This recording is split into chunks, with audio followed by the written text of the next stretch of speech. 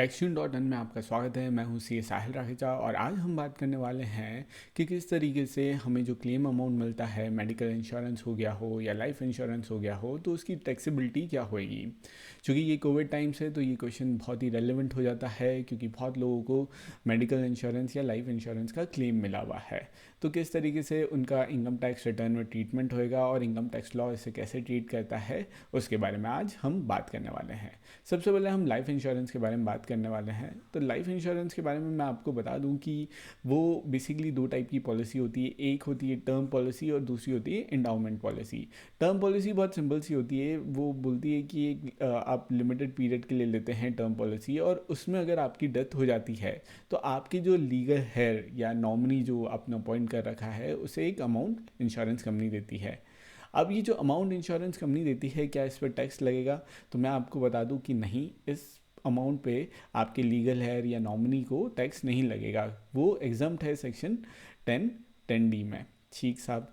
अब endowment policy के बारे में बात कर लेते हैं। इंडोमेंट पॉलिसी भी टर्म पॉलिसी की रहती है, बस एक थोड़ा सा वेरिएशन रहता है।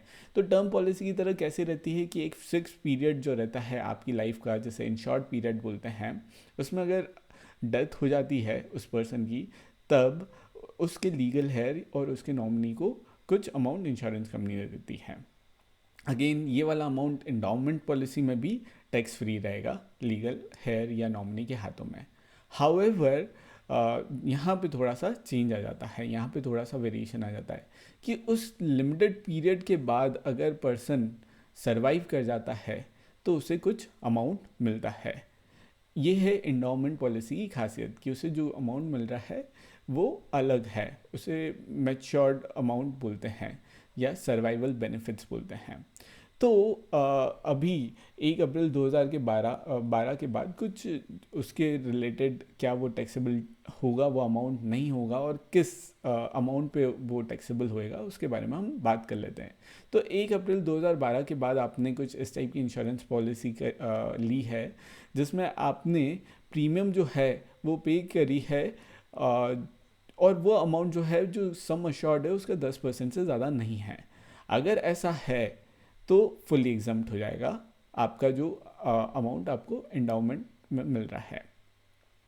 और अगर ऐसा नहीं है, यानी कि प्रीमियम जो आप पे कर रहे हैं वो एक्सीड कर रहा है सम अश्योर्ड से, 10% ऑफ सम अश्योर्ड से अगर वो ज़्यादा हो रहा है, तो जो प्रॉफिट पोर्शन हुआ, जो कि मैच्योरिटी अमाउंट आपको मिला माइनस जो आपने इन्वेस्ट किया है, यानी कि जो अभी तक आपने टोटल प्रीमियम दी है, तो बेसिकली जो प्रॉफिट पोर्शन जो हुआ है आपका, उस पर टैक्स लग जाएगा। यहाँ तक हुई लाइफ इंश्योरेंस की बात। अब मैं बात कर रहा हूँ मेडिकल इंश्योरेंस का, जो हमें क्लेम मिलता है। तो ये भी दो तरीके से होता है। एक तो कैशलेस पॉलिसी होती है और दूसरा रीइंबर्समेंट मोड होता है। तो कैशलेस पॉलिसी किस टाइप की होती है कि अगर आप बीमार पड़े तो हॉस्पिटल को डायरेक्टली इंश्योरेंस कंपनी पेमेंट कर देती है, आपके बिल्स के, मेडिकल बिल्स के पेमेंट कर देती है।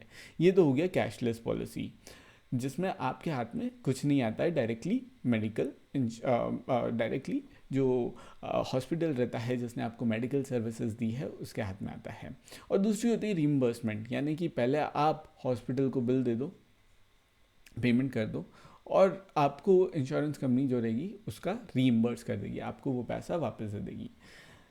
दोनों ही पॉलिसी में आपकी कोई कमाई नहीं हो रही है, आपकी कोई इनकम नहीं हो रही है, और चूंकि आपकी इनकम नहीं हो रही है तो आप पे कोई टैक्स नहीं लगेगा।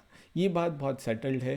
तो आपको जो भी क्लेम अमाउंट मिल रहा है मेडिकल इंश्योरेंस में, तो आपको कोई टैक्स नहीं लगेगा। आप निश्चिंत रह के इसे टैक्स फ्री तरीके के, एग्जम्प्ट इनकम तरीके के आईटीआर में दर्शाइए। Thank you.